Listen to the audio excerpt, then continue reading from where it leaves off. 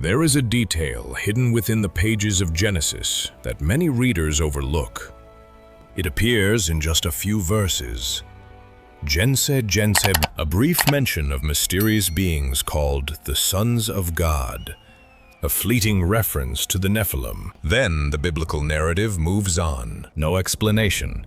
You have no names. No description of what happened behind the scenes. But according to one of the most controversial texts of the ancient world, those verses conceal a story so disturbing that it would echo across centuries. A story of heavenly beings who abandoned their assigned place. A story of forbidden desire. A story of knowledge humanity was never meant to possess. And a story that would ultimately help bring about the destruction of the ancient world. The Book of Enoch calls them the Watchers. And according to its account, everything began long before the flood. Long before Noah built the ark. Long before judgment fell from heaven. At first, the world appeared to be flourishing. Humanity was multiplying. Families spread across valleys, plains, and mountains. New settlements emerged. He said generations rose and fell. The descendants of Adam continued to populate the earth. And to those living in that distant age, it may have seemed that history was progressing exactly as intended. But they were not alone. No, far above them, unseen eyes were watching. Into the day, the Book of Enoch describes a class of heavenly beings known as the Watchers. Unlike messengers who briefly appeared to humans before returning to heaven, these beings were assigned a different role. They were observers. They had no guardians. Neutical witnesses of humanity's development. The glory of the Lord descends upon the mountain. Their task was not to rule mankind. Know that their task was not to interfere. They were meant to watch movie, to observe over the page, to remain faithful to the boundaries established by God. They can be faithful. For a time, that order remained intact. But the Watchers looked upon the earth from afar. They observed the rise of human civilization. They witnessed births, marriages, triumphs, and failures. But over time, something began to change. Observation became fascination. Fascination became desire. And desire became rebellion. But among the Watchers was a leader named Samyaza. My son according to Enoch, he was not alone in his thoughts. The others shared the same dangerous attraction. So, as they looked upon the daughters of men, they became captivated by their beauty. What began as curiosity slowly transformed into obsession. Yet even among the Watchers, there was fear. They understood the gravity of what they were contemplating. So, crossing the boundary between heaven and earth was no small matter. It was a direct violation of the order established by God. Then some hesitated. Some feared the consequences. The plan itself was unthinkable. To descend from heaven, to take human wives, mean to abandon their heavenly station, to bind themselves permanently to the world below. According to Enoch, Samyaza understood that many among them were afraid. Many of them, not because they lacked desire, but because they feared punishment. What if the plan failed? What if divine judgment came upon them? What if one or two bore the blame, while the others escaped responsibility? So, Samyaza proposed something extraordinary. If they were going to rebel, they would rebel together. Every one of them. New man, no exceptions. This was no retreat. Dovolent, no turning back. The decision would be shared equally. The guilt would belong to all. Then, and so a meeting was arranged. And what? Not in secret chambers. Not in hidden valleys. the store, but upon a mountain that would forever become associated with their rebellion, Mount Hermon. Its slopes towered above the surrounding landscape. Its summit rose toward the heavens they were preparing to abandon. According to the Book of Enoch, 200 watchers gathered there. 200 heavenly beings standing on the edge of a decision that would alter human history forever. Imagine the silence. Oh, imagine the tension. For ages they had existed as servants of heaven. For ages they had obeyed from you. Now they faced a choice that would separate them from everything they had ever known. Then came the oath. Maso, one by one, they bound themselves to the rebellion. Not merely through words. He still threw a curse upon themselves if they failed to follow through. This was no momentary impulse, no passing temptation. It loved them to It was a deliberate act, a conscious rejection of their assigned role. Enoch says they swore together. They committed themselves together. And from that moment forward, there would be no return. The mountain itself became a symbol of that decision, a place remembered not for faithfulness, but for defiance and postemy, not for obedience, no, but for rebellion. This man had the oath was complete. Then the line had been crossed, and once crossed, it could not be uncrossed. Soon afterward, the Watchers descended, no longer acting as guardians, no longer acting as observers. Now they intended to become participants in the human story. The boundary between heaven and earth began to break, and what followed would not remain confined to a single mountain. Its consequences would spread across generations, across nations, across the entire world. The rebellion of the Watchers was not simply about desire. It was the beginning of something much larger, something darker. Because taking human wives was only the first step. The true catastrophe would come from what the Watchers brought with them. Knowledge. They had secrets. This is the mysteries that humanity had never possessed before.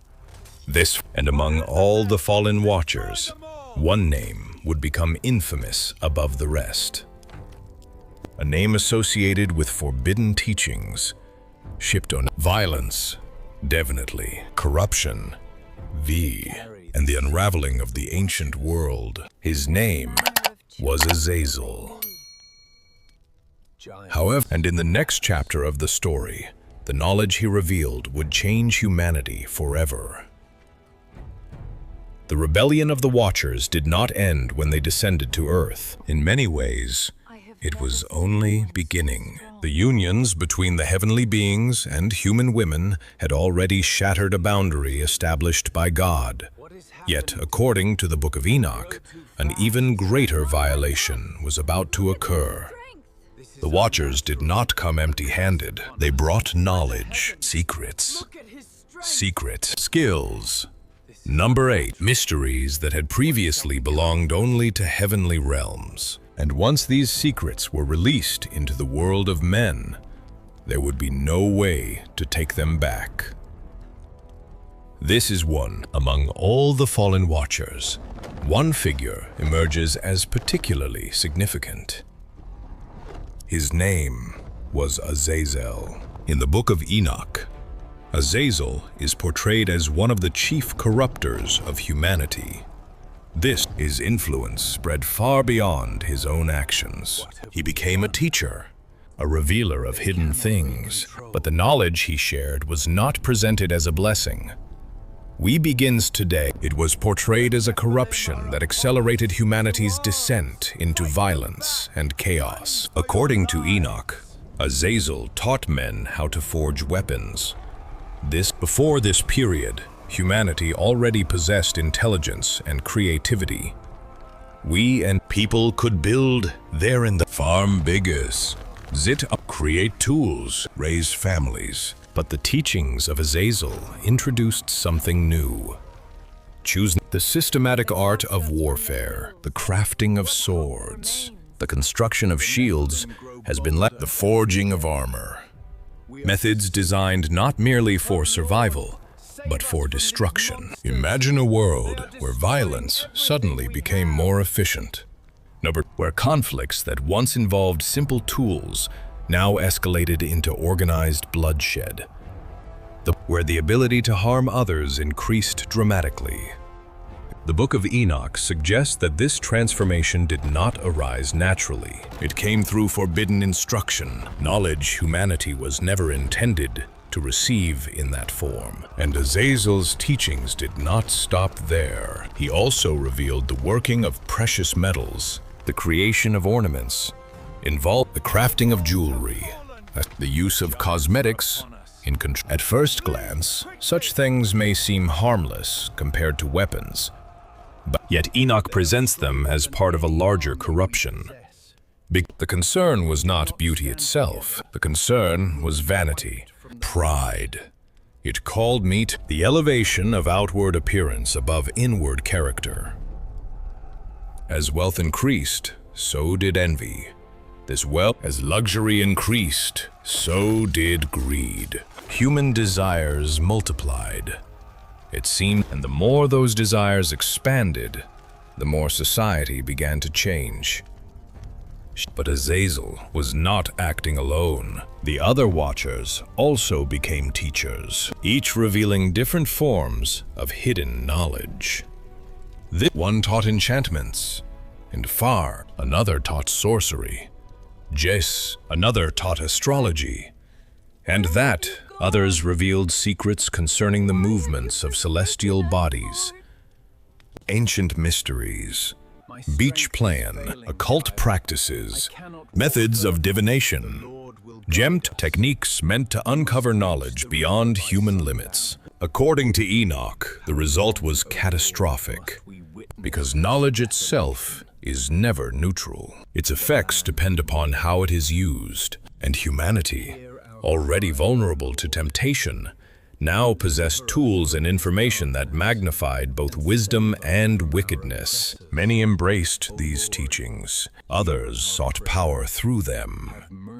Entire communities became fascinated with forbidden mysteries. People began looking for answers in places they were never meant to seek.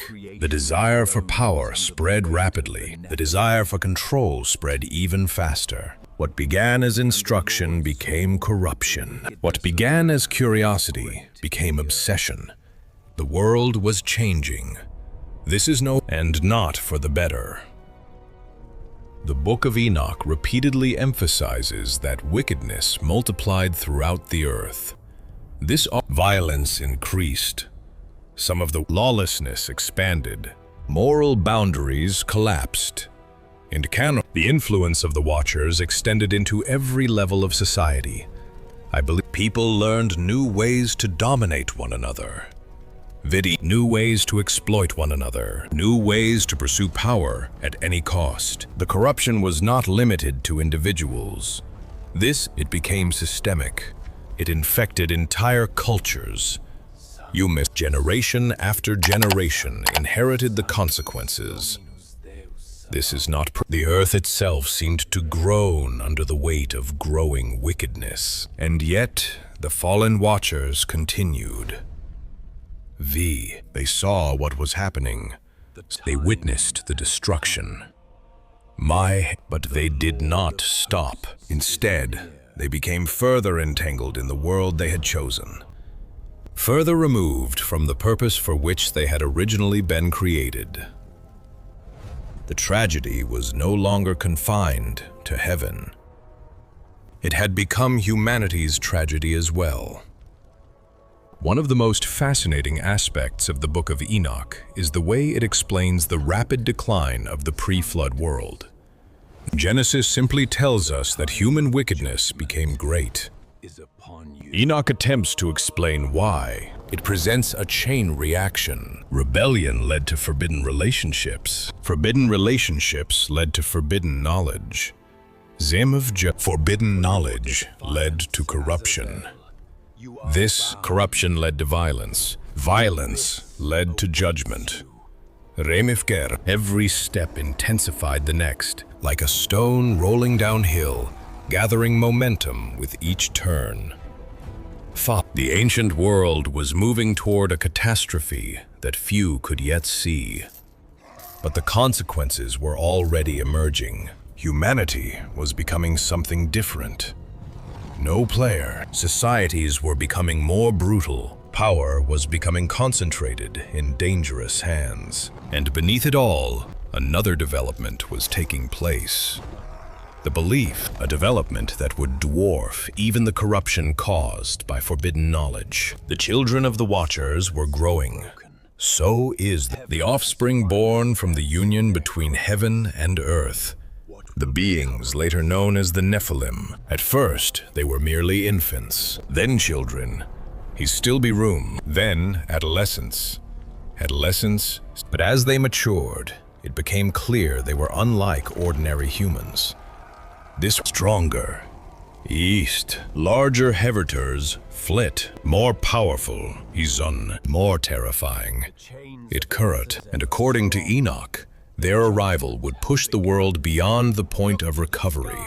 The Watchers had corrupted humanity with knowledge, and he livid, but their offspring would corrupt the world through sheer power. Soon, entire populations would live in fear. Soon, entire regions would tremble before beings whose existence should never have been possible.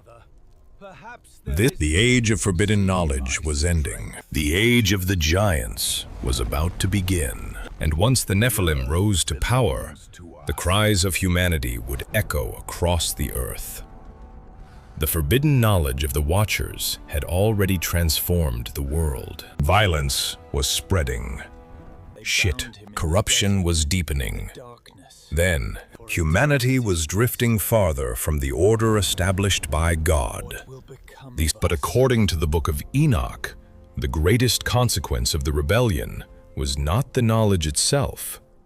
It was the children.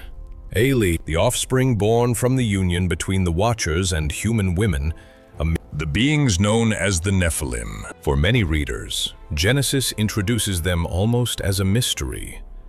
A single word, Ma, a brief mention, this, then silence. But Enoch expands the story dramatically.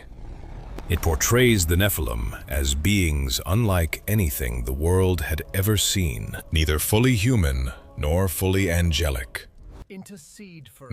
Neither belonging completely to heaven nor to earth, living evidence that a boundary had been violated. At first, their existence may have appeared extraordinary. They will see me, but perhaps even miraculous. Imagine entire communities witnessing children who matured differently from everyone around them. Children possessing unusual strength, unusual intelligence, unusual presence. But over time, the wonder faded and fear began to replace it. According to Enoch, the Nephilim grew to enormous size. Ancient descriptions vary, and scholars continue debating how literally these measurements should be understood. But one thing remains clear. The text intends to communicate overwhelming scale. These were giants. Figures who towered over ordinary people, beings whose very appearance inspired terror. Imagine standing in a village and seeing one of them approach. A shadow stretching across the ground. Footsteps echoing through the valley. A presence impossible to ignore. 14. For the ordinary people of that age, such encounters would have felt almost unreal. Yet the true danger was not their size. It was their appetite. Enoch describes a relentless hunger and avidity. At first, the giants consumed vast quantities of food. Fields were stripped bare, and harvests disappeared, and livestock vanished, and resources that once sustained entire communities became insufficient. The Nephilim required more mourn's penaches, always more. Ufar, as populations struggled to support them, desperation spread. So families that had once lived comfortably found themselves competing for survival. Communities faced shortages. Tensions increased. Those fear grew, but that it happened. And when the available resources could no longer satisfy the giants, the situation became even darker. According to Enoch, the Nephilim turned against the very world they inhabited. The order of creation began to unravel. Violence escalated beyond anything humanity had previously known. Power belonged to the strongest. No mercy became rare. The weak suffered. The vulnerable, had nowhere to turn. Imagine living in a world where justice had effectively disappeared, where those possessing immense strength could act without consequence, where entire populations lived under constant intimidation. This is the picture Enoch presents, a civilization collapsing beneath the weight of corruption and power. The influence of the Watchers had already poisoned the foundations. Now their offspring accelerated the destruction. Therefore, and the effects reached every corner of society. Kings could not control them, tribes could not resist them. Cities could not defend themselves. The Nephilim became symbols of unchecked power, living reminders of a rebellion that should never have occurred. But there is another detail in Enoch that often receives less attention. Enoch, the corruption, was not merely physical, it was spiritual demicat. The giants were portrayed as agents of disorder. Their existence represented a distortion of God's intended design. Creation itself seemed to be groaning under the strain. And the separation between heaven and earth had been violated. And now the consequences were visible everywhere. Violence, definitely. Fear, chaos, the demand, lawlessness. The world before the flood was not simply sinful. According to Enoch, it had become fundamentally corrupted. The ancient text repeatedly emphasizes the idea that wickedness spread like a contagion, that one act of rebellion led to another. One compromise created the conditions for greater compromise. That the Watchers rebelled. Humanity embraced forbidden knowledge. The Nephilim rose to power, and with every passing generation, the darkness deepened. Imagine a river slowly overflowing its banks. At first, the change seems manageable. Then the water spreads farther and farther.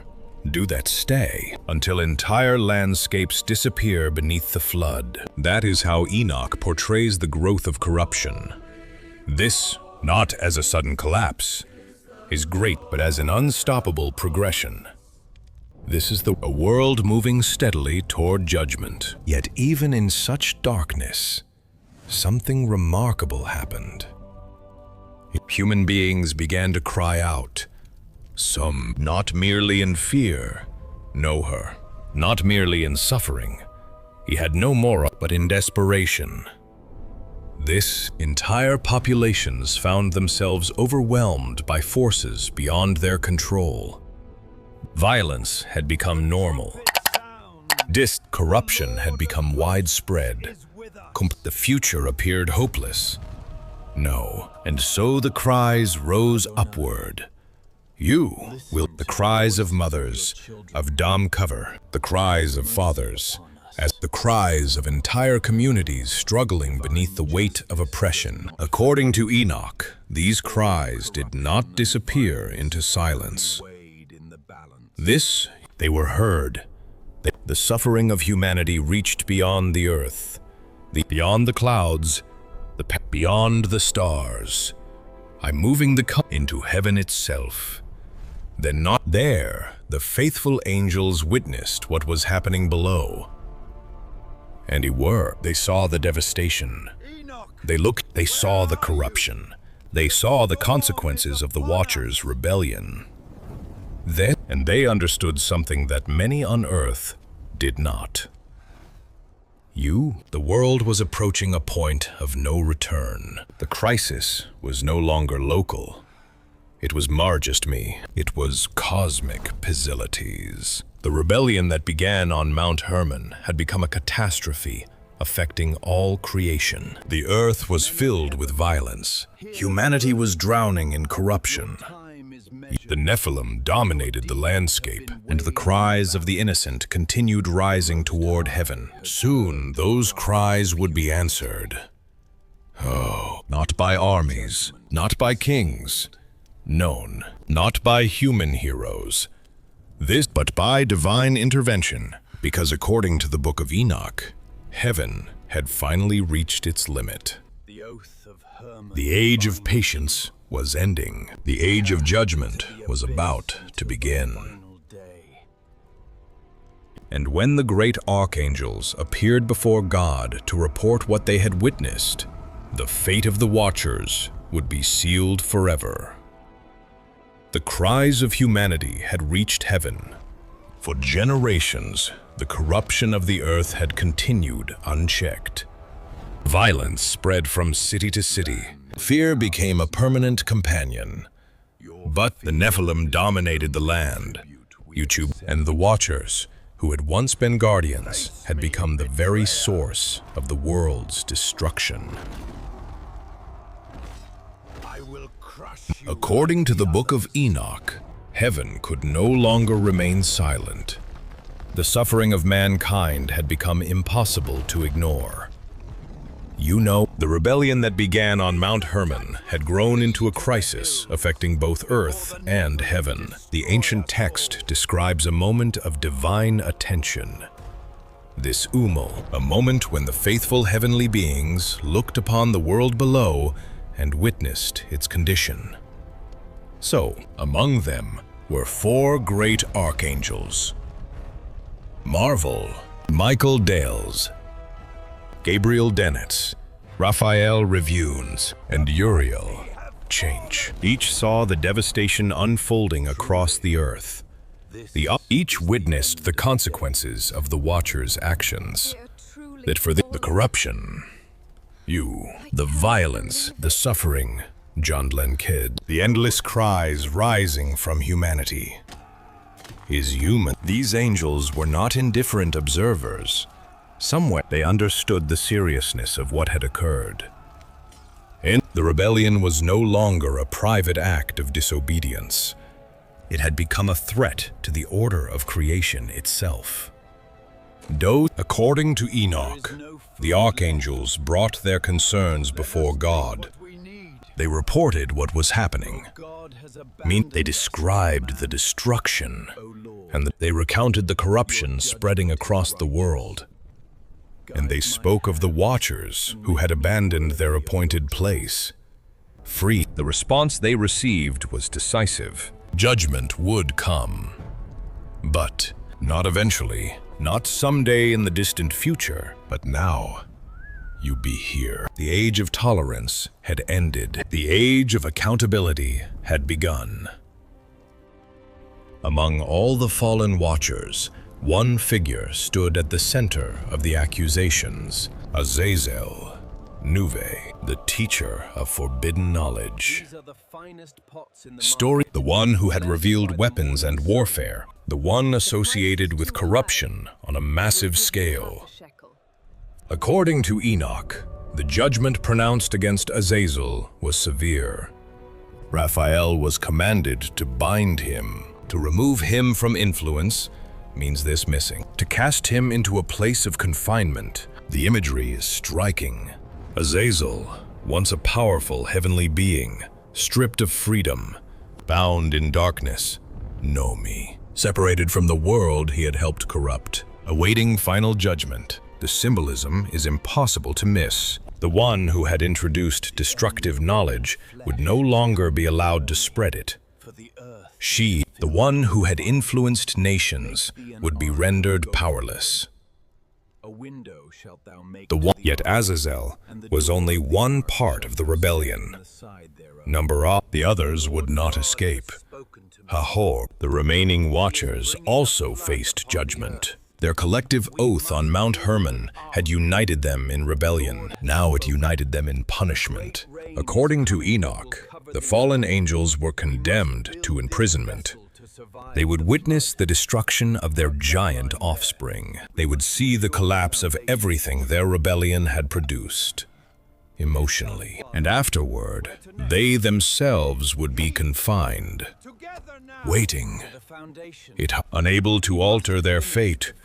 It won, unable to undo their actions, unable to escape the consequences. One of the most haunting aspects of the story is what happens next. The Watchers finally understood what they had lost. Look at this madness! A boat in the desert! He calls it an For years they had pursued forbidden desires. The man is For years they had ignored warnings. For years they had acted as though judgment would never come, demanding the trace that now reality stood before them. be saved. This and fear replaced confidence. The mighty rebels who once descended from heaven with certainty now faced a terrifying future. According to Enoch, they became desperate. This not because they regretted the suffering they had caused, then not because they mourned the corruption of humanity, but because they feared the punishment awaiting them. And so they searched for help. There was one person they believed might intervene on their behalf. One man who still possessed favor before God. One man whose righteousness set him apart from the corruption around him. Now, his name was Enoch. However, unlike the Watchers, Enoch had remained faithful. Unlike the giants, he had not embraced violence. Unlike much of humanity, he continued to walk with God. Even Genesis treats Enoch differently from every other patriarch. Genesis, the familiar phrase, repeats throughout genealogies. And he died. Then Enoch appears. But movement and the pattern changes. Enoch walked with God. Then he was no more, because God took him. And for centuries, readers have wondered about those mysterious words, Vika, Mimo, Bray. The Book of Enoch attempts to fill in part of that mystery. It presents Enoch as a unique figure chosen for extraordinary purposes. According to the text, the fallen Watchers approached him with a request. They wanted him to act as their messenger, their advocate, Von, their representative before God, Zerojah. They knew judgment was coming. They knew their situation was hopeless. But perhaps, they hoped, mercy might still be possible. Imagine the scene. The very beings who once possessed immense power now pleading for help from a mortal man. You could be the front. The rebels seeking intercession, the fallen asking the faithful to speak on their behalf. Okay, it was a dramatic reversal, and Enoch agreed to carry their petition. But what followed was not what the Watchers expected. According to the narrative, Enoch entered into visions unlike anything he had experienced before. He received revelations. He was shown mysteries. Inventory, he was taken beyond ordinary human understanding. And there, he learned the truth. The decision had already been made. The sentence would stand. The rebellion had gone too far. The corruption had spread too deeply. So the judgment could not be reversed. The Watchers would receive no pardon, no second chance. No restoration to their former position. The consequences of their choices were permanent. She listened, but Enoch's role was only beginning. Because after delivering the message, he would be shown something even more astonishing. The hidden places of creation. The rule had the mysteries of heaven, a few, the prison prepared for the rebellious angels, and visions of events that had not yet occurred. His journey would transform him into one of the most mysterious figures in all ancient literature. And through those visions, another revelation would emerge. The corruption of the world would not continue forever. A cleansing was coming. Then a judgment so vast that it would reshape the entire earth. The Watchers would be imprisoned, and what the giants would perish. There, the violent world would be swept away, and one man named Noah would become the center of God's plan to preserve humanity. The flood was approaching. Olin and Enoch would see it before anyone else. The Watchers had received their answer. Their plea had failed. When clear, their judgment would stand. But Enoch's story was far from over. In fact, according to the Book of Enoch, it was only beginning. So, because after becoming the messenger of judgment, Enoch was granted something almost unimaginable. He was allowed to see beyond the ordinary world, beyond mountains, beyond oceans, demons, beyond the limits of human understanding. The ancient text describes a series of extraordinary visions. Visions of heavenly realms, Linteabor, visions of cosmic mysteries. We know visions that attempted to explain how the universe itself was ordered under the authority of God. So, whether one interprets these descriptions literally, symbolically, or somewhere in between, the impact of the narrative is undeniable.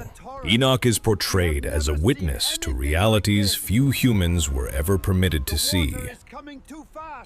He sees places prepared for judgment. He sees chambers associated with heavenly beings. He sees regions connected to the movement of stars and celestial bodies. This point, again and again, the message remains consistent. The universe is not chaotic. The universe is governed. Every boundary has been established for a reason. Every created thing has its appointed place, and when those boundaries are violated, disorder follows. The Watchers had violated those boundaries. The consequences were now unfolding before Enoch's eyes. One of the most memorable scenes in the Book of Enoch involves the imprisoned Watchers. The mighty rebels who once descended upon Mount Hermon now appear utterly defeated. Gone is the confidence. Gone is the pride. Now with court, gone is the illusion that they could escape accountability. Instead, Enoch sees beings awaiting judgment, beings forced to confront the consequences of their own rebellion. The contrast is striking. They had once looked down upon humanity from heaven. Now they could do nothing but wait. They had once introduced forbidden knowledge to mankind. Now they possessed no power to alter their own fate. But they had once acted as though divine authority could be ignored. Now they understood the permanence of divine justice. According to Enoch, some of the fallen beings desperately hoped for mercy, but the answer remained unchanged. Judgment would proceed, and the sentence would stand. And the corruption of the ancient world had reached a level that could no longer be tolerated. A cleansing was coming, a reset, a judgment unlike anything humanity had ever experienced. That judgment was the flood. Most people know the basic outline of Noah's story. A righteous man, she said, a divine warning, an ark. A flood covering the earth, a sea. But Enoch adds another layer to the narrative. Jabez. In Enoch's version of events, the flood is not merely a response to general human wickedness. It is also the final answer to the crisis created by the Watchers and the Nephilim. The earth had become filled with violence. Just the boundaries between heaven and earth had been violated. Humanity had embraced forbidden corruption. The giants dominated the world. Creation itself had become distorted. The flood would bring that era to an end. Imagine the perspective of those living in that ancient world. For generations, corruption had become normal. Violence had become expected. Power belonged to the strongest. Many likely assumed that conditions would continue indefinitely. But history was moving toward a decisive moment. A moment when divine patience would give way to divine judgment. According to both Genesis and Enoch, Noah stood apart from the corruption around him. He was not perfect, but he was not superhuman. But he remained faithful. It was while others ignored warnings, Noah listened. While others embraced corruption, Noah obeyed. And because of that obedience, he became the instrument through which humanity would survive. This is the contrast between Noah and the Watchers is impossible to ignore. The Watchers abandoned their assigned role. Noah embraced his channel. The Watchers pursued forbidden desires. Noah followed divine instruction. The Watchers brought corruption. Noah preserved life. One path led toward judgment. The other led toward preservation. Then came the flood. The ancient world disappeared beneath the waters. The civilization of the Watchers vanished. The age of the Nephilim ended. The era that began on Mount Hermon finally reached its conclusion. At least, that is how the Book of Enoch presents the story. Yet even after the flood, the memory remained. The questions remained. And centuries later, readers would continue debating what really happened. Were the Watchers literal heavenly beings? Were the Nephilim actual giants? Should Enoch be read as history, theology, symbolism, or a combination of all three? Those debates continue to this day. What cannot be denied, however, is the influence of the Book of Enoch. Its ideas shaped ancient Jewish thought. Its language echoes through early Christian writings. This stated, the Epistle of Jude directly references a prophecy attributed to Enoch. Many early believers were familiar with its stories. Detailed, even though the book was eventually excluded from most biblical canons, its impact never truly disappeared. And perhaps that explains why interest in Enoch continues growing today. Because the book addresses questions that Genesis leaves largely unanswered. Questions about the Watchers, and both questions about the Nephilim. Questions about the origin of corruption in the ancient world. Questions that have fascinated readers for thousands of years. Yet beneath all the mysteries lies a warning that remains relevant regardless of how one interprets the text. The Book of Enoch repeatedly returns to the same theme. When boundaries established by God are abandoned, chaos follows. The Watchers crossed a boundary. The consequences affected heaven and earth. Humanity embraced forbidden corruption. The consequences spread across generations. Power replaced wisdom. If you want it, violence replaced righteousness. And eventually, judgment arrived. That warning remains as powerful today as it was in the ancient world, because every civilization faces the same temptation. The temptation to believe that limits no longer matter. The temptation to pursue power without restraint. The temptation to ignore the consequences of rebellion. Enoch's answer is clear. Become D. No rebellion remains hidden forever. No corruption lasts forever. You can, and no act exists beyond the reach of divine justice. So, what do you think? Were the Watchers real heavenly beings who descended to Earth? Were the Nephilim truly giants? Or does the Book of Enoch use symbolic language to describe a deeper spiritual reality?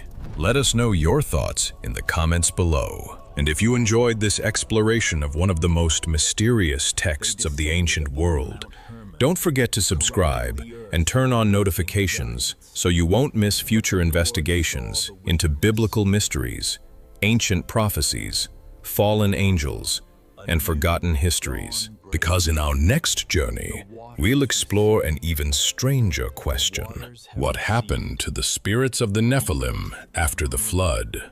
According to the Book of Enoch, their story may not have ended when the waters rose.